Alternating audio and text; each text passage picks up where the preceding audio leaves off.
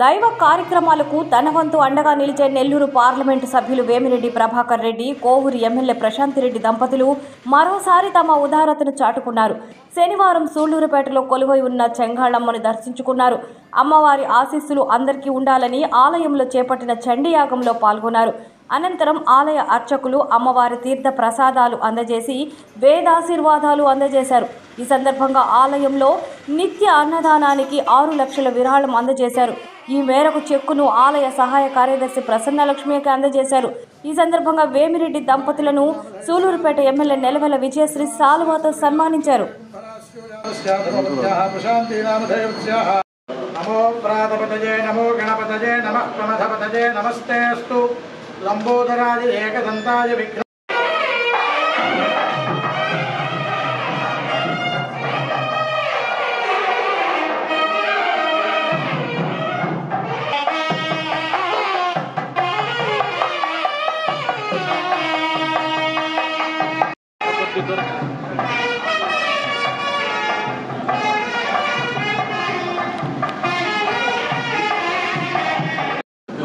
नारायणाय स्वाहा माधवाय स्वाहा गोविंदाय नमः आजम्य हस्तं प्रक्षाल्य केशवाय नमः नारायणाय नमः माधवाय नमः